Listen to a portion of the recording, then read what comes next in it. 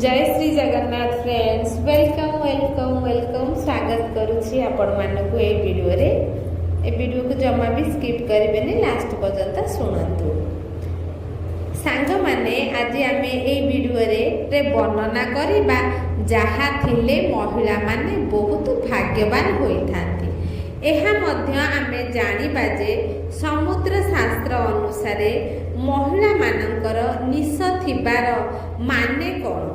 एमिति तो हिंदू धर्म रे महिला मानकु घरर लक्ष्मी कुहा जाए एवं सेमानंकु मध्य पूजा करा जाए। एही परि भी जदि हिंदू परिवार रे गोटिए झियो जन्म हुए तेबे लोक माने कुहंती जे घर को लक्ष्मी आसीछंती। एहा व्यतीत जने झियो बड़ होई विवाह करे जेतेबेले से प्रथम थर पाई तांको सासू घर को आसे, लोक माने कुहंती जे सेमानक घर को लक्ष्मी आसीछंती, अर्थात झियो मानकु देवी का आख्या दिया जाए। जदिओ प्रत्येक झियो निज पिता मातांको पाई सौभाग्य आनी थाए, तथापि सामुद्रिक शास्त्र रे महिला मानकर विशेषत्व उल्लेख करा जायछि। बंधुगण, एही दुनिया रे महिला मानकर एक बड़ अवदान अछि, कारण सेमाने नूतन जीवन सृष्टिर मूलदुआ अटंती। देवी लक्ष्मी से घरे रुहंती जेउठारे महिला मानक सम्मान दिया जाए। आजिर वीडियो रे आमे आज किछि संकेत विषय आलोचना करिबा, जहा द्वारा एहा जना पड़िबो जे जने महिला निज स्वामी एवं परिवार पाई केते सौभाग्यवती होई थाए। शास्त्र रे कुहा जायछि जे जदि जने महिलांकर किछि विशेष अंग अछि जेबे ताहा बड़ होई थाए ताहा परिवार पाई सौभाग्यर संकेत अटे।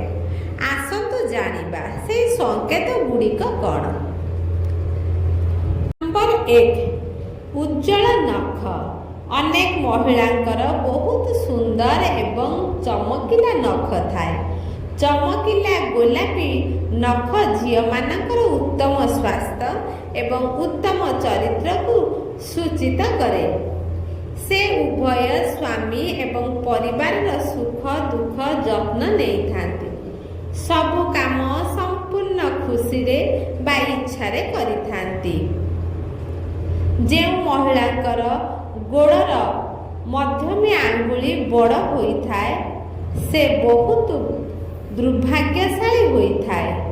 एही परि महिला को विवाह करिबा पूर्वरु आपण अनेक थर एहा विषय रे चिंता करिबा उचित। नंबर 2, बाम गाल रे कला जाए। जे महिलांकर बाम गाल रे कला जाई थाए से भल खाद्य खाइबा को बहुत भल पाती एवं समस्त प्रकार रोषेई करिबारे रुचि रखती। से माने निज परिवार रो भल जत्न नियंती और भल भल खाद्य रांधि खुआती, जेउथि पाई ताको परिवार ताको सहित सर्वदा खुशी हुअंती। नंबर 3, जे महिला मानकर नाक लंबा से माने शांतिपूर्ण भाव रे सब प्रकार समस्यार समाधान करिबार क्षमता रखि थांती। एही महिला माने खर्च करिबा को भल पाती, किंतु सेमानंक द्वारा खर्च हेउथिबा अर्थ कदापि नष्ट हुए नाही। नंबर 4, लंबा आंगुठी। जेउ मानकर लंबा आंगुठी थाए से माने बहुत बुद्धिमान होई थांती। से माने पढ़िबा को एवं लेखिबा को बहुत भल पाती। एही परि महिला माने अनावश्यक खर्च करती नहीं। एपरिकी जदि सेमानकु टंका दिया जाए तेबे सेमाने एहाकु द्विगुण करिबा पई चेष्टा करती। तांको परिवार एवं स्वामी सबुबले तांको उपरे खुशी रुहंती। नंबर 5, गोलापी पाद। जे महिलांकर पाद गोलापी बहुत नरम एवं संपूर्ण विकसित सेमाने निज प्रेमिक बा स्वामी को बहुत खुशी रखती। यह ବ୍ୟତୀତ ଶାରୀରିକ ସମ୍ପର୍କ ପ୍ରତି ସେମାନଙ୍କର ବହୁତ ଆଗ୍ରହ ଥାଏ। ଏମିତିକି ସେମାନଙ୍କର ସ୍ୱାମୀ ବା ପ୍ରେମିକ ସର୍ବଦା ସେମାନଙ୍କ ନିକଟରେ ରୁହନ୍ତି, କାରଣ କୌଣସି ବି ସ୍ୱାମୀ କିମ୍ବା ପ୍ରେମିକା ନିଜ ପତ୍ନୀ କିମ୍ବା ପ୍ରେମିକା ଠାରୁ କେବଳ ତାଙ୍କ ପ୍ରେମ ଆଶା କରନ୍ତି ଏବଂ ସେଠାରେ ଏହି ମହିଳାମାନେ ସର୍ବଦା ଆଗରେ ଥାନ୍ତି। ଅର୍ଥାତ୍ ଯଦି ଜଣେ ପୁରୁଷ ଏହିପରି ମହିଳାଙ୍କୁ ବିବାହ କରନ୍ତି ତେବେ ସେ ସର୍ବଦା ଖୁସି ରହିବେ। ନିଜ ପତ୍ନୀଙ୍କ ବିରୁଦ୍ଧରେ ତାଙ୍କର କୌଣସି ଅଭିଯୋଗ ରହିବ ନାହିଁ। ନମ୍ବର 6, ପାଦ ତଳେ ତ୍ରିଭୁଜ। ସାମୁଦ୍ରିକ ଶାସ୍ତ୍ର ଅନୁଯାୟୀ ମହିଳାଙ୍କ ପାଦ ତଳେ ଅନେକ ଗଭୀର ରହସ୍ୟ ଲୁଚି ରହିଛି। ହଁ, ଯେଉଁ ମହିଳାମାନଙ୍କ ପାଦ ତଳେ ଏକ ତ୍ରିଭୁଜ ଚିହ୍ନ ଥାଏ ସେମାନେ ବହୁତ ଚତୁର ଏବଂ ବହୁତ ବୁଦ୍ଧିମାନ ହୋଇଥାନ୍ତି। ସେମାନେ ବହୁତ ବୁଝି ସୁଝି ଏବଂ ପୁରା ବିଚାର କରି ସବୁ କାର୍ଯ୍ୟ କରିଥାନ୍ତି। ଯେଉଁମାନେ ଏହିପରି ମହିଳାଙ୍କୁ ବିବାହ କରନ୍ତି ସେମାନେ ନିଜ ଜୀବନରେ କେବେ ହେଲେ ନିରାଶ ହୁଅନ୍ତି ନାହିଁ, କାରଣ ସେମାନେ ଏକ ବୁଝାମଣା ପତ୍ନୀ ପାଇଥାନ୍ତି ଯିଏ ତାଙ୍କର ସମସ୍ତ କାର୍ଯ୍ୟରେ ତାଙ୍କୁ ସମର୍ଥନ କରନ୍ତି। ଯେଉଁ ମହିଳାମାନଙ୍କର ପାଦରେ ଏକ ତ୍ରିକୋଣୀୟ ଚିହ୍ନ ଥାଏ ସେମାନେ ପ୍ରକୃତରେ ଭାଗ୍ୟବାନ ହୋଇଥାନ୍ତି। ନମ୍ବର 7, ବଡ଼ ଆଖି। ସମସ୍ତେ ବଡ଼ ଆଖି ଥିବା ମହିଳାକୁ ଅଧିକ ପସନ୍ଦ କରନ୍ତି। ଲୋକମାନେ ପ୍ରାୟତଃ ଏହିଭଳି ମହିଳାଙ୍କ ଆଖିରେ ହଜିଯାଆନ୍ତି। ଯେଉଁ ମହିଳାମାନଙ୍କର ବଡ଼ ଆଖି ଥାଏ ସେମାନଙ୍କୁ ହରିଣ ଆଖିର ଆଖ୍ୟା ଦିଆଯାଇଥାଏ। ବାସ୍ତବରେ ବଡ଼ ଆଖି ଥିବା ମହିଳାମାନେ ନିଜ ଜୀବନରେ ସର୍ବଦା ପ୍ରେମ ଏବଂ ସୁଖ ପାଇଥାନ୍ତି। ସେମାନଙ୍କ ଜୀବନରେ କୌଣସି ପ୍ରକାରର ଅଭାବ ହୋଇନଥାଏ। ନମ୍ବର 8, ନାକ ଉପରେ କଳା ଯାଇ। ଆପଣ ନିଶ୍ଚିତ ଭାବରେ ଅନେକ ମହିଳାଙ୍କ ମୁହଁରେ କଳା ଯାଇ ଦେଖିଥିବେ, କିନ୍ତୁ ଚେହେରାରେ କିଛି ସ୍ଥାନରେ ଯାଇ ରହିବା ଅତ୍ୟନ୍ତ ଶୁଭ ବୋଲି ବିବେଚନା କରାଯାଏ। ଏହିଭଳି ତା କଳା ଯାଇ କେବଳ ଭାଗ୍ୟଶାଳୀ ମହିଳାଙ୍କ ମୁହଁରେ ମିଳିଥାଏ। ବାସ୍ତବରେ ଯଦି କୌଣସି ମହିଳାଙ୍କ ନାକ ପାଖରେ ଯାଇଥାଏ ତେବେ ଏହିପରି ମହିଳାମାନେ ବହୁତ ଭାଗ୍ୟବାନ ବୋଲି ବିବେଚନା କରାଯାଏ। ନମ୍ବର 9, ସୁନ୍ଦର ଓ ଲମ୍ବା କେଶ।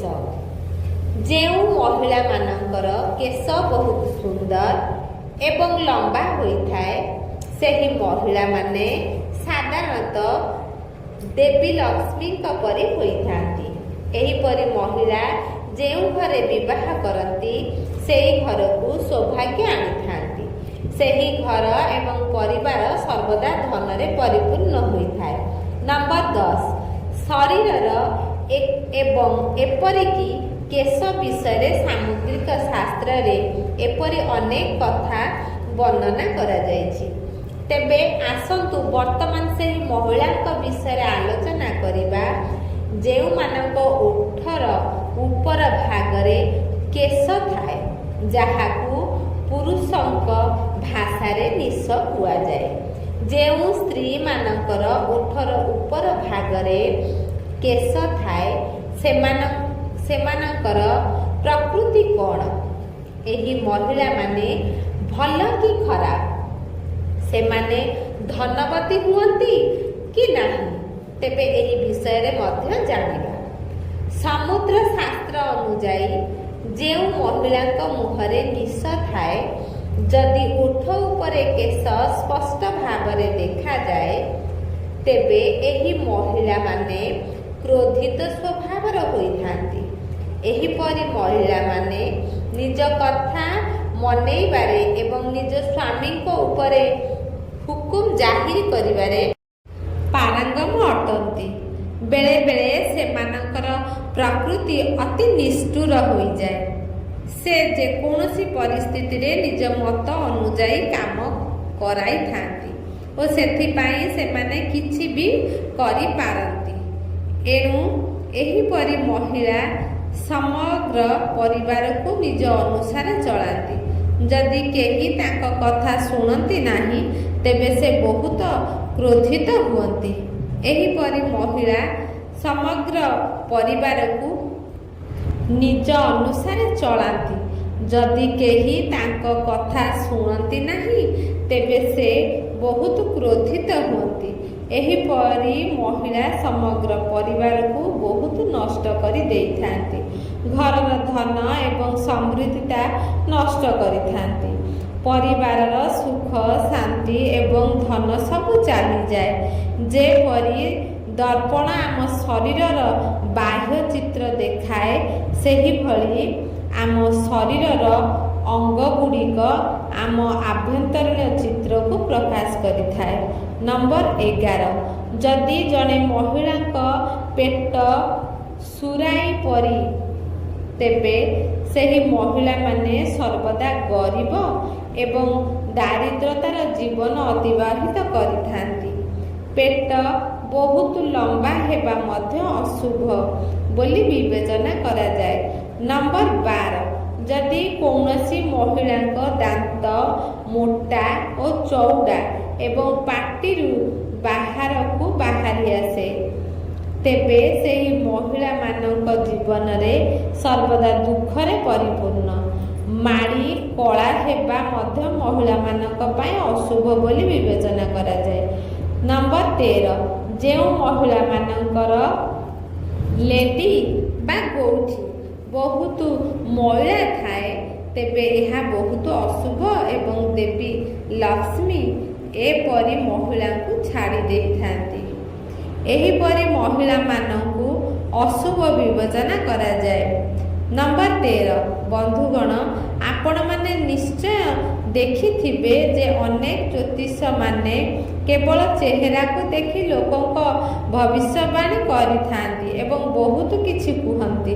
ବାସ୍ତବରେ ସାମୁଦ୍ର ଶାସ୍ତ୍ରରେ ଦାନ୍ତର ବ୍ୟବଧାନକୁ ଦେଖି ମଧ୍ୟ ଜଣେ ବ୍ୟକ୍ତିର ଭବିଷ୍ୟତ ଏବଂ ଭାଗ୍ୟ ବିଷୟରେ ଜାଣିପାରିବେ। ଦାନ୍ତ ମଧ୍ୟରେ ଥିବା ବ୍ୟବଧାନ ଯାହାକୁ ସୌନ୍ଦର୍ଯ୍ୟ ଉପରେ ଗୋଟିଏ ଦାଗ ବୋଲି ବିବେଚନା କରାଯାଏ। ସମୁଦ୍ର ଶାସ୍ତ୍ରରେ ଏହା ବିଷୟରେ ଅନେକ ରୋଚକ କଥା କୁହାଯାଇଛି, ଯାହା ଜାଣିବା ପରେ ଆପଣ ମଧ୍ୟ ଦାନ୍ତ ମଧ୍ୟରେ ଥିବା ଫାଙ୍କାକୁ ପସନ୍ଦ କରିବା ଆରମ୍ଭ କରିବେ।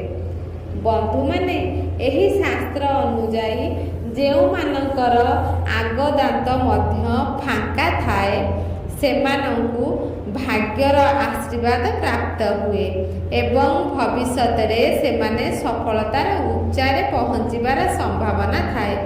ଯେଉଁମାନଙ୍କର ଦାନ୍ତ ମଧ୍ୟରେ ଫାଙ୍କା ଅଛି ସେମାନେ ବହୁତ ବୁଦ୍ଧିମାନ ବୋଲି ବିବେଚନା କରାଯାଏ।